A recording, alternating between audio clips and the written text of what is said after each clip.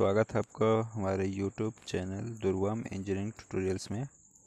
देखिए बच्चों, इस वीडियो में हम डिस्कस करने वाले हैं एसी फंडामेंटल का जो चैप्टर चल रहा है, इसमें किस प्रकार से फेज का एडिशन करते हैं, वेक्टर एडिशन करते हैं, और रेजिस्टिव सर्किट क्या होती है, इंडक्टिव सर्किट क्या होती है, कैपेसिटिव सर्किट क्या होती है, और इनसे रिलेटेड फार्मूले को, जैसे रेजिस्टिव सर्किट प्योरली है तो उसमें वोल्टेज और करंट में क्या रिलेशन है, इंडक्टिव सर्किट प्योरली है तो उसमें वोल्टेज और करंट में क्या रिलेशन है, कैपेसिटिव सर्किट प्योरली है तो उसमें वोल्टेज और करंट में क्या रिलेशन है, और इनका पावर इक्वेशन क्या बनेगा, ये सभी चीज़ें हम इस वीडियो में देखेंगे। तो चलिए शुरू करते हैं। सबसे पहले हम देखेंगे addition and subtraction of vectors. तो यहाँ पे कुछ एग्जांपल मैं लिया हूँ। Suppose we are giving the following three alternating EMF दिए गए हैं E1, E2, E3। इसकी जो वैल्यू है 20 साइन ओमेगा टी प्लस 5/3 है। E2 की जो वैल्यू है 30 sign omega T plus 3π/4। E3 है 40 साइन ओमेगा टी प्लस 4π/3। ये रेडियन में दिया गया है। इसको हम एंगल में जब चेंज करेंगे तो ये वैल्यू आएगी पहले इक्वेशन की 60 डिग्री, दूसरे की आएगी 135 डिग्री, और तीसरे की आएगी 240 डिग्री। ठीक है, तो इनका हमें निकालना है रिजल्टेंट। तो रिजल्टेंट हम कैसे निकालेंगे? वेक्टर एनालिसिस के द्वारा। जैसे ये जो इक्वेशन बन रहा है E1, इस E1 को हम कहाँ दिखाएंगे, किस कोऑर्डिनेट में दिखाएंगे? क्योंकि E1 हमारा कितना है, 60 डिग्री है। तो कोऑर्डिनेट हम थोड़ा समझा देते हैं यहाँ पे आपको। देखिए, coordinate first, second, third, fourth, ये 4 कोऑर्डिनेट होते हैं। ठीक है, यहाँ पे फर्स्ट कोऑर्डिनेट में 0 डिग्री से लेके 90 डिग्री तक वैल्यू हम लेते हैं। सेकेंड कोऑर्डिनेट में 90 से लेकर के 180 तक, मतलब 90 से प्लस जब जाएगा थीटा तो हम सेकेंड में पहुंच जाते हैं। जब 180 प्लस जाएगा तो वो चला जाएगा थर्ड में, और 270 तक रहता है थर्ड में। उसके बाद में जब यहाँ पे 90 प्लस होगा 270 में कुछ भी थीटा प्लस होता है, 1 डिग्री ही प्लस होगा तो वो चला जाएगा फोर्थ कोऑर्डिनेट में। तो यहाँ कोऑर्डिनेट भी डिपेंड करता है कि किस कोऑर्डिनेट में है, उसके अनुसार हम क्वाड्रिलेटरल बना करके रिजल्टेंट फाइंड आउट करते हैं। ठीक है, तो इस प्रकार से जो तीनों EMF हैं इनका रिजल्टेंट हम कैसे निकालेंगे? सबसे पहले ये कोऑर्डिनेट के तरीके से हमें क्या कर लेना है, 2 एक्सिस बना लेना है, X और Y। इसके बाद में इसका रिप्रेजेंटेशन कर लेना है। जैसे हम मानते हैं यहाँ पे A को E1 है, ठीक है, और जो B है ये हमारा E2 है, और जो C है ये है E3। तो इनका जो मैग्नीट्यूड है, मैग्नीट्यूड मतलब ये जो वैल्यू है 20, 30, 40, इस वैल्यू के अनुसार ही इनका डायग्राम छोटा बड़ा बनेगा। जैसे ये 20 है तो ये छोटा बनेगा, ये 30 है तो थोड़ा सा बड़ा बनेगा, ये 40 है तो थोड़ा इससे ज़्यादा बड़ा बनेगा। अब इनका रिजल्टेंट फाइंड आउट करना है। तो रिजल्टेंट निकालने के लिए आपको क्या करना होगा, इसको क्वाड्रिलेटरल बनाना होगा। तो क्वाड्रिलेटरल बनाने के लिए हमें क्या करना होगा, भुजाओं को थोड़ा सा आगे प्रोजेक्ट करके इस पे परपेंडिकुलर लेना होगा।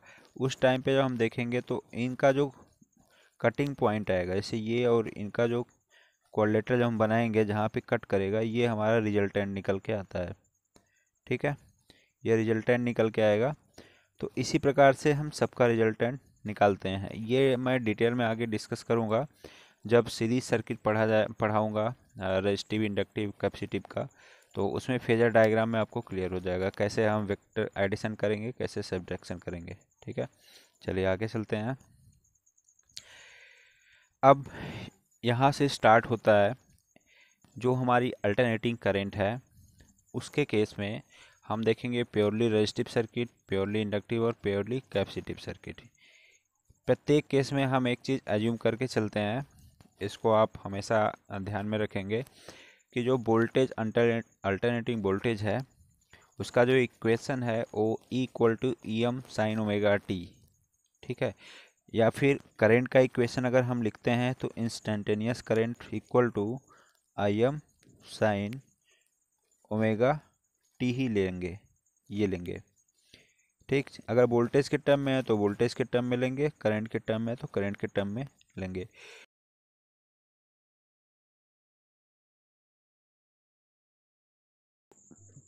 प्योर रजिस्टिव सर्किट होता है, उसमें केवल रजिस्टर होता है और कोई भी उसके सीरीज या पैरेलल में एलिमेंट नहीं जुड़े होते हैं, ठीक। तो इस केस में जब यहाँ पे एसी सप्लाई दी जाती है, कनेक्ट की जाती है, तो इस रेजिस्टेंस के अक्रॉस में जो वोल्टेज ड्रॉप होता है वो वी आर होता है। इससे करंट जो फ्लो होती है वो आई होती है, ठीक है।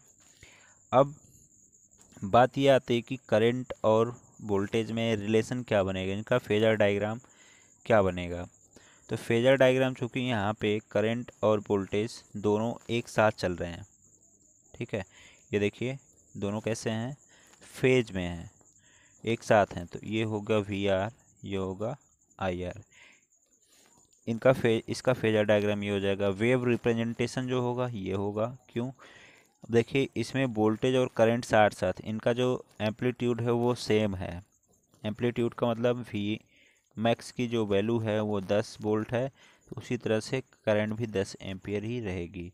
तो इनका जो एम्पलीट्यूड सेम है तो इसलिए इनका जो वेव डायग्राम बनेगा ये सेम बनेगा, मतलब साथ साथ चलेंगे दोनों वोल्टेज और करंट, ठीक है। अब इसके लिए आपको निकालना है आगे कि कितना पावर कंजम्पशन होगा सर्किट में। करंट को निकालना है तो हम कैसे निकालेंगे, इस चीज़ें हम देखते हैं। देखिए जो वैल्यू है V=Vm साइन थीटा, या फिर थीटा की जो वैल्यू है ये ओमेगा टी भी हम लिखते हैं कहीं कहीं, ओमेगा की वैल्यू 2πf टी ही होती है, तो ये हम लिख सकते हैं इसकी जगह पे। तो हम मान लेते हैं कि जो सर्किट है उसका रेजिस्टेंस जो प्योरली रेजिस्टिव सर्किट है आर है, जो करंट है इंस्टेंटेनियस आई है, ये करंट इस सर्किट में फ़्लो हो रही है, जो सर्किट पीछे दिखाया मैं। इस सर्किट में जब ये करंट फ्लो होगी तो उस केस में यहाँ पे जो वोल्टेज ड्रॉप होगा V=IR होगा, ठीक है। तो V=IR ये वैल्यू जो होगी इंस्टेंटेनियस वोल्टेज के कारण जो ड्रॉप हो रहा है सर्किट में वो होगा। तो हमें वैल्यू पुट करना है कहाँ पे लाके, जो इक्वेशन लिखे हो आप V=Vm साइन ओमेगा टी। तो यहाँ पे मैक्सिमम जो वैल्यू है, मैक्सिमम वैल्यू कब प्राप्त होगी, जब सर्किट में जो साइन ओमेगा टी या फिर थीटा की जो वैल्यू है ये 90 डिग्री है, तो मैक्सिमम वैल्यू प्राप्त होगी मैक्सिमम एम्पलीट्यूड पर। तो उस केस में यहाँ पे आपको पुट करना होगा V=IR। जब पुट करेंगे तो ये इक्वेशन बनेगा आपका V=IR साइन थीटा। अब ये वैल्यू हो जाएगी, हम यहाँ पे अगर 90 डिग्री मान के चल रहे हैं, ठीक है, तो 1 हो जाएगी। अदरवाइज हम इसको लेके चलते हैं, अभी इसकी वैल्यू चेंज होगी। अगर हमें किसी इंस्टेंटेनियस पॉइंट पे निकालना होगा तो फिर वहाँ पे हम थीटा की वैल्यू पुट करके फाइनली निकाल सकते हैं। तो अभी डेरिवेशन में आपको यहाँ पे θ=90 डिग्री डायरेक्टली पुट नहीं करना है, ठीक। तो अब करेंगे क्या, ये वैल्यू ला के यहाँ पे पुट करेंगे। जब पुट करेंगे तो ये इक्वेशन बन जाएगा आपका जो Vm साइन ओमेगा टी है, ये हो जाएगा IR साइन ओमेगा टी। अब जो मैक्सिमम वैल्यू है करंट की IM =Vm/R, ये तो जनरली रूल होता है आपका ओम का नियम, I=V/R। तो ये वैल्यू पुट करेंगे अब लाके, ये Vm होगा मैक्सिमम वैल्यू कहाँ पे, इस इक्वेशन में सेकेंड वाले में यहाँ पे पुट करेंगे। तो अब जब पुट करेंगे तो वैल्यू निकल के आएगी V=Vm साइन ओमेगा टी। अगर करंट इक्वेशन निकालना है तो यहाँ पे आप करंट इक्वेशन आराम से निकाल सकते हो। I equal to I M sine omega T. जैसे हम वोल्टेज इक्वेशन निकाले हैं उसी तरह से इसको भी हम निकाल लेते हैं। ठीक है।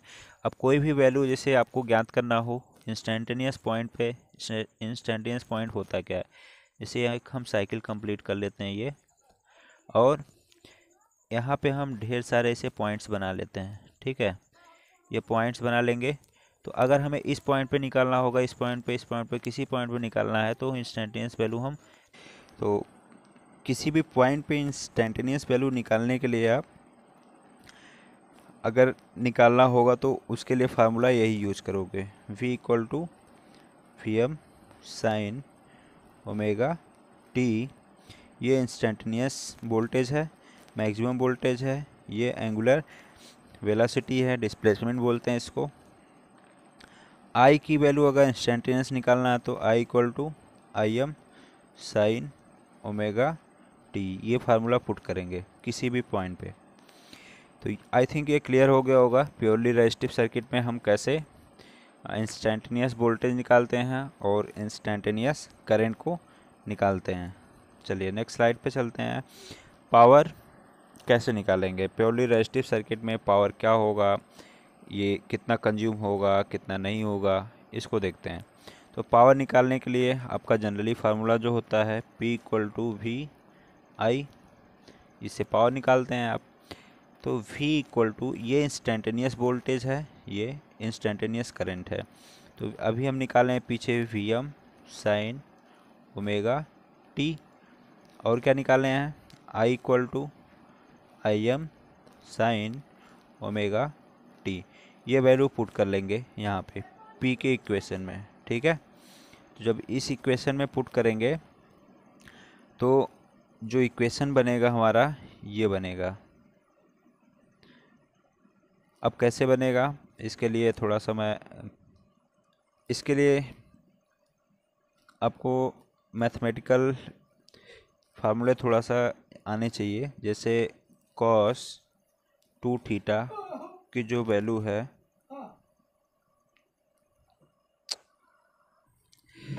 तो पावर इक्वेशन निकालने के लिए आपको आना चाहिए कॉस 2 थीटा की वैल्यू क्या है। ट्रिग्नोमेट्रिक जो फार्मूले हैं वो आपको एक बार रिमेंबर कर लीजिएगा, अगर नहीं आता है तो इसमें बहुत ही ज़रूरत पड़ने वाली है। ये वैल्यू होती है 1-2 साइन स्क्वायर थीटा। फिलहाल अभी हमारे पास में साइन स्क्वायर ओमेगा टी है। ठीक है, तो साइन स्क्वायर की जगह पे हमें पुट करना होगा क्या, कॉस 2 ओमेगा टी। ठीक, वो आगे पीछे करके निकाल लेंगे, पिछले वीडियो में मैं बता चुका हूँ, यहाँ पे अब ज़्यादा नहीं बनाऊँगा, वीडियो बहुत लंबा हो जाएगा। अब हम निकालेंगे, फाइनली जो वैल्यू कैलकुलेट करके आएगी ये आएगी। ठीक, अब इस केस में होगा क्या कि जब हम होल साइकिल के लिए निकालेंगे, कंप्लीट साइकिल ये है, यहाँ से लेकर के यहाँ तक है, इस कंप्लीट साइकिल के लिए जब हम पावर कैलकुलेट करेंगे तो उस केस में होगा क्या कि जो P V M I M sine omega T है ये पॉजिटिव डायरेक्शन में हम कंसीडर करते हैं। ठीक है, अब जब हम इसको डिफ्रेंशिएट करेंगे ये वाला इक्वेशन, तो ये आ जाएगा यहाँ पे cos 2 ओमेगा टी है, तो होल साइकिल के लिए जो फाइनली आता है हमारा 2 पाई आता है। तो इसकी जो वैल्यू होगी किसकी, ये जो इक्वेशन का दूसरा पार्ट है V M I M by 2 cos omega T, ये जीरो हो जाएगा। अब जब जीरो हो जाएगा तो बचेगा क्या, V M I M by 2 बचेगा। तो इसलिए अब जो पावर होगी, पावर का इक्वेशन निकल के आएगा ये, इसको हम अंडर जो 2 है इसको हम लिख सकते हैं √2 इंटू √2, क्योंकि इसका जब मल्टीप्लाई करेंगे तो 2 आ जाएगा। अब ऐसा क्यों लिखा गया है, क्योंकि V M by 2 I M by 2 ये क्या वैल्यू है, ये आर एम एस वैल्यू है, इसलिए ऐसा किया गया है। ठीक, तो जो V होगा R M S value of applied voltage और I R M S value of applied current हो जाएगा। क्लियर।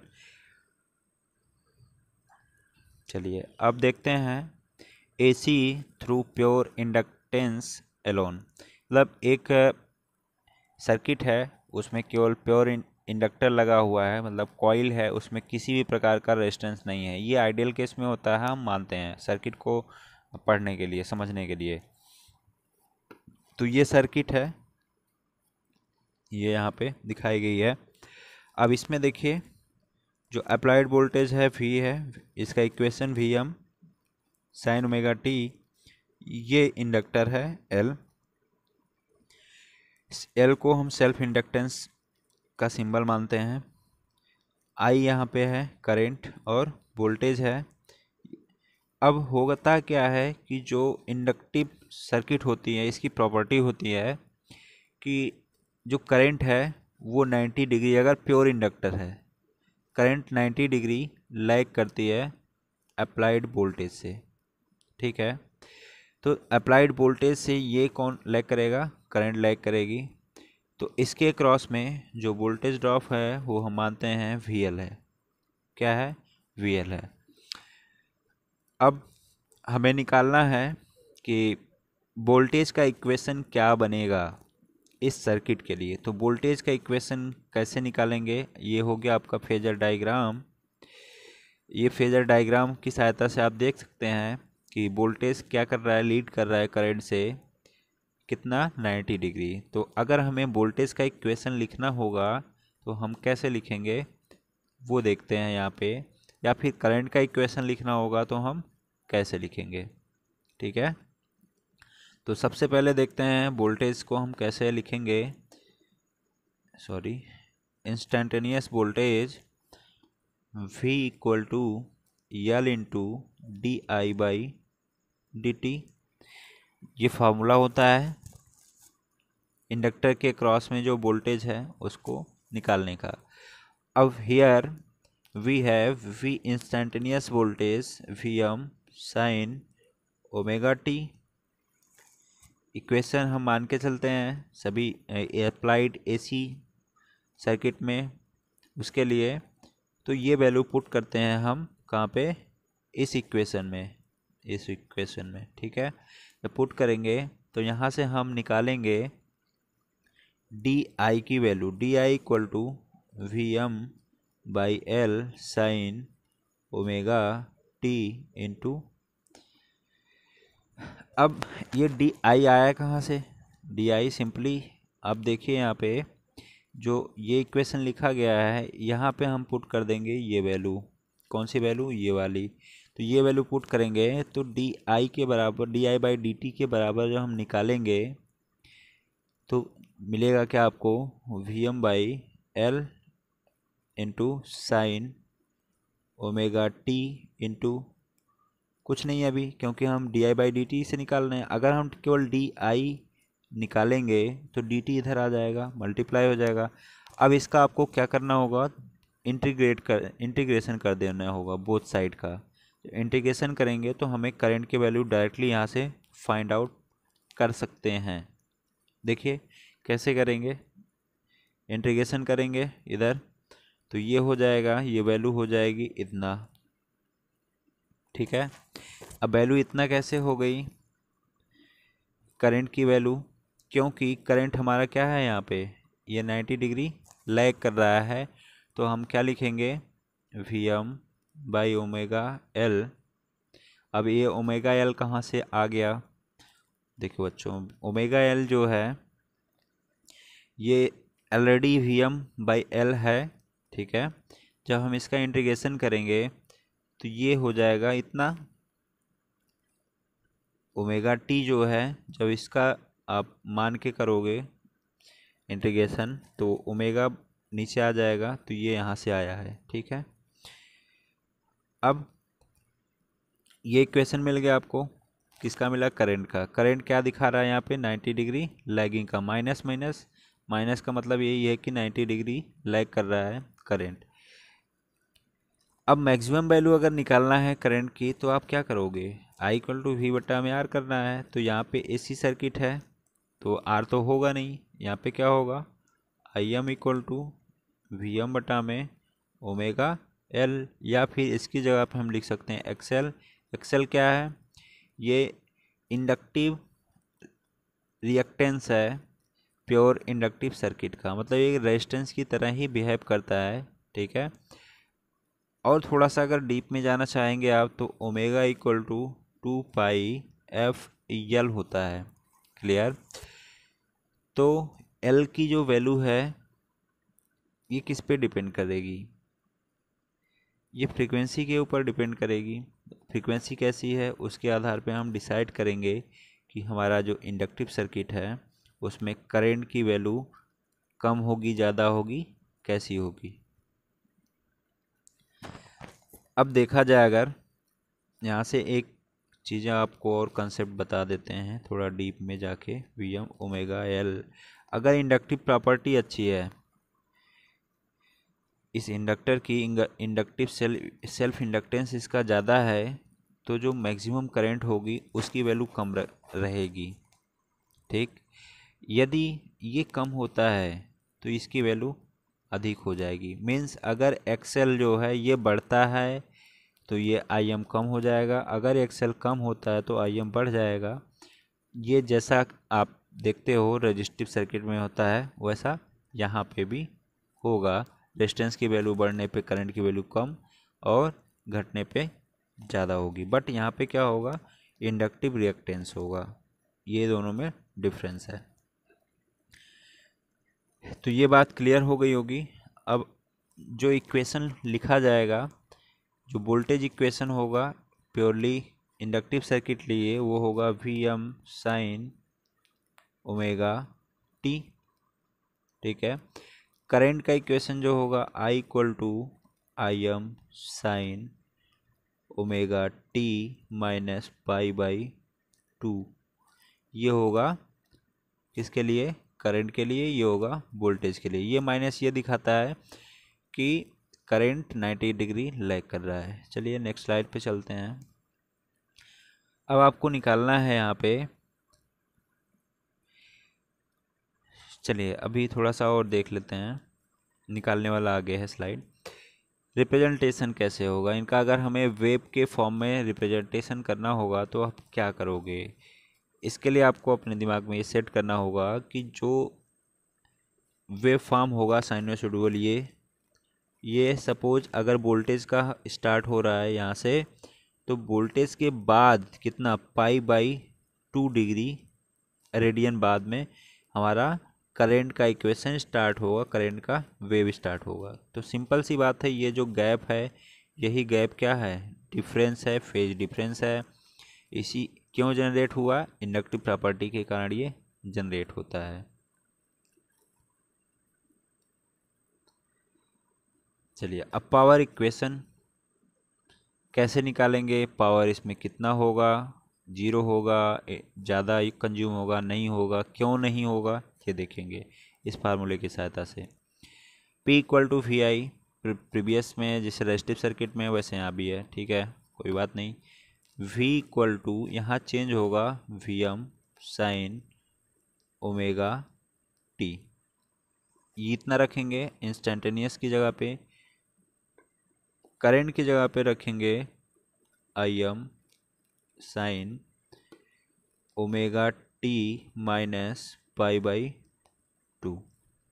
ये वैल्यू पुट करेंगे तो ये एक इक्वेशन बनेगा, ट्रिग्नोमेट्रिक इक्वेशन। देखिए यहाँ पे ये कितना हो जाएगा, sine omega t I M sine omega T minus pi.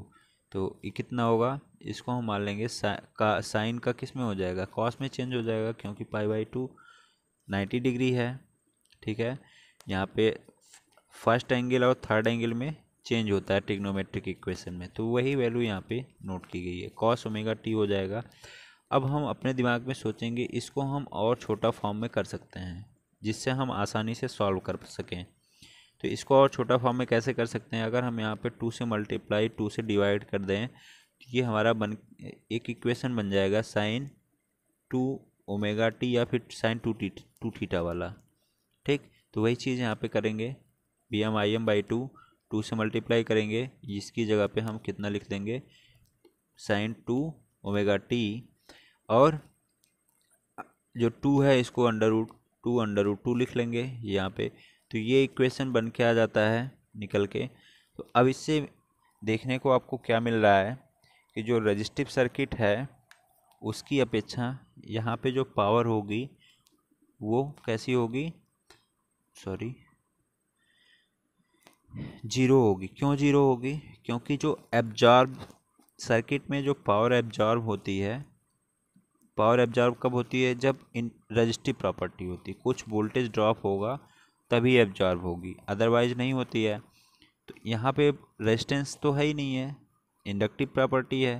तो इंडक्टिव प्रॉपर्टी में होता क्या है कि ये जितना पावर सर्किट यहाँ से, ये सर्किट से ये जितना पावर इंडक्टर लेता है, यहाँ पे इनपुट में ले रहा है, उतना ही आउटपुट में डिलीवर्ड कर देता है। मतलब सोर्स से अगर ये 5 वाट कंज्यूम कर रहा है तो इसको रिटर्न भी कर देगा 5 वाट, इस सोर्स को रिटर्न कर देगा।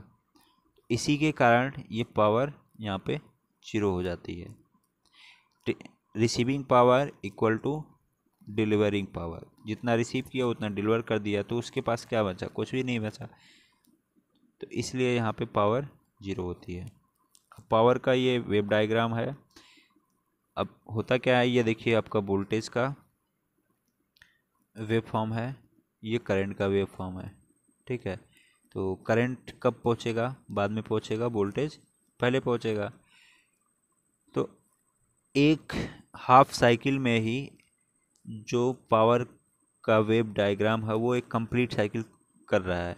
तो इसका मतलब ये निकल के आता है कि अगर हम, जो बेस साइकिल है हमारी 50 हर्ट्ज है, सॉरी, बेस साइकिल 50 हर्ट्ज है, तो पावर साइकिल अगर हमसे पूछेगा तो हम क्या बताएंगे? वो 100 हर्ट्ज होगा। मतलब पावर साइकिल हमेशा ट्वाइस होती है बेस साइकिल की, क्योंकि इसमें वोल्टेज और करंट दोनों की जो वैल्यू है, क्वांटिटी, ये दोनों कंबाइंड होके आती है, ठीक है। वही चीज़ यहाँ पे मैं लिखा हूँ, इसको आप नोट डाउन कर सकते हैं। चलिए अब नेक्स्ट है AC through pure capacitance alone. मतलब केवल उस सर्किट में क्या होगा? कैपेसिटर होगा, उसके क्रॉस में AC का कैसा बिहेवियर होगा उसको हम देखते हैं यहाँ पे। तो जब प्योर कैपेसिटिव सर्किट होती है तो वहाँ पे करंट लीड कर जाती है वोल्टेज से। सप्लाई वोल्टेज जो होगा उससे करंट लीड कर जाएगी। सप्लाई वोल्टेज V है, ठीक है। ये क्योंकि यहाँ से करंट फ्लो होगी I, और इसके क्रॉस में जो वोल्टेज होगा VC होगा। तो जब फेजर डायग्राम हम बनाते हैं तो वो किसके किसके बीच बनाएंगे? जो करंट इसके क्रॉस में फ्लो होगी कैपेसिटर के, और इसके क्रॉस में जो वोल्टेज ड्रॉप होगा और वोल्टेज की जो वैल्यू होगी उसके क्रॉस में हम फेजर डायग्राम बनाते हैं। तो यहाँ पे करंट लीड करेगा 90 डिग्री वोल्टेज से, तो यहाँ करंट को ऊपर दिखाया जाएगा और वोल्टेज को नीचे दिखाया गया। इसका मतलब करंट इधर जा चुका है, अभी वोल्टेज इसके पीछे चलेगा। इसमें आपको क्लियर हो जाएगा। देखिए यहाँ पे एक करंट का वेव फॉर्म है, ठीक, करंट का वेव फॉर्म है।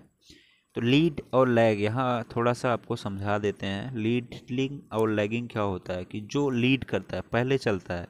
पहले कौन चला? ये करंट का। तो यहाँ करंट लीड कर गया, वोल्टेज यहाँ अभी, करंट यहाँ से शुरू हो गया लेकिन वोल्टेज अभी यहाँ पे जाके शुरू हो रहा है। तो इस केस में वोल्टेज हमारा लैग कर रहा है। अब कितना डिग्री लैग कर रहा है? यहाँ पे 90 डिग्री लैग कर रहा है। उसी तरह से पिछले वाले सर्किट में वोल्टेज 90 डिग्री लीड कर रहा था, करंट लैग कर रहा था।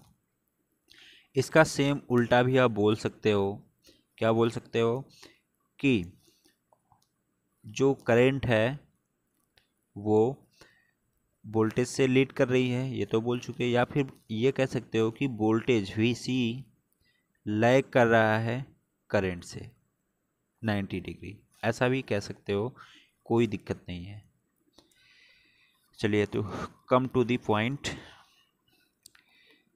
अब यहाँ पे जो पोटेंशियल डिफरेंस है PD, इसके क्रॉस में V इक्वल टू PD, वो क्या है? इस कैपेसिटर की कैपेसिटी कितना कैपेसिटेंस है वो, ठीक, और इसके क्रॉस में कितना चार्ज डेवलप हो रहा है, वो चीज़, इनमें जो रिलेशन निकलेगा वहाँ से हम निकालेंगे Q equal to C into V. V की वैल्यू यहाँ से हम निकाल सकते हैं, V इक्वल टू क्या, Q बाई सी से। तो V की वैल्यू ये पुट करेंगे हम, कितना, Q बाई सी। किस में पुट करेंगे, इक्वेशन में। अब वो क्या इक्वेशन है, I into D Q by D T. अब Q की जो वैल्यू है वो हम कितना पुट करेंगे, C V M sine omega T, ये वैल्यू पुट करेंगे। तो अब इसको डिफ्रेंशिएट कर देंगे, डिफ्रेंशिएट करेंगे तो निकल के आएगी वैल्यू ये। तो ये कितना आएगा, I m equal to V M by X C, ठीक है। या फिर एक्स सी को हम लिखते हैं X C equal to 1 omega C. Clear. अब पावर यहाँ पे क्या होगा, जीरो होगा, नहीं होगा। देखिए, जो प्योरली कैपेसिटिव सर्किट हो, प्योरली इंडक्टिव सर्किट हो, यहाँ पे पावर जीरो होता है, ये 100% प्रूव्ड है।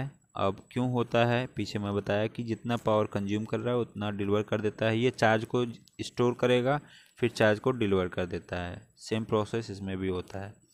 अब अगर हमें वोल्टेज इक्वेशन लिखना होगा, V इक्वल टू क्या लिखेंगे, V M sine omega T, और I instantaneous current, maximum current sine omega T plus pi by 2। या फिर इसके इक्वेशन को हम इस तरह से भी लिख सकते हैं। देखिए कैसे लिख सकते हैं, V equal to V M sine omega T minus pi by 2। मतलब वोल्टेज लैग कर गया 90 डिग्री, और करंट का इक्वेशन क्या बनेगा तब, I am sine omega T बनेगा। ठीक, तो ये तरह तरह के बुक्स में अलग अलग दिया है, जनरली जो पढ़ाया जाता है वही मैं बता चुका हूँ। ये दूसरी तरह से भी ये कंपटीशन में पूछा जाता है।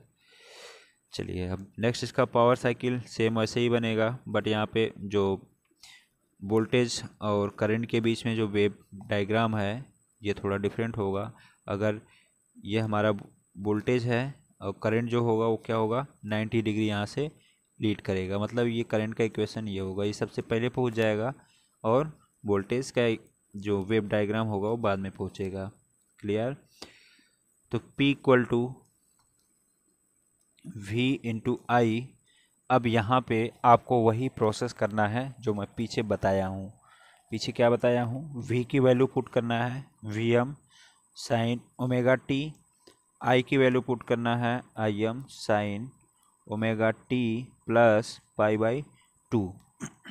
ठीक है, पाई बाई 2 पुट करेंगे तब भी ये क्या हो जाएगा, कॉस में चेंज हो जाएगा और वही आएगा, और उसको हम इतना लिख सकते हैं। ठीक, अब यहाँ पे इंटीग्रेशन कर लेंगे 0 टू 2 पाई, क्योंकि कंप्लीट साइकिल के लिए। तो पावर निकल के आता है आपका इतना। जब इसको हम इंटीग्रेट करेंगे तो ये हो जाता है पूरा upper limit minus lower limit करेंगे तो ये हो जाएगा टोटल वैल्यू 0। अब जब ये 0 हो जाएगी तो इसका मतलब ये हुआ कि हमारा प्योर कैपेसिटर जो होता है वो भी पावर को ना एब्जॉर्व करता है ना कि खर्चा करता है। जितना पावर लेता है सर्किट से उतना उसको डिलीवर कर देता है। तो thanks for watching this video, like, subscribe and share. God bless you all.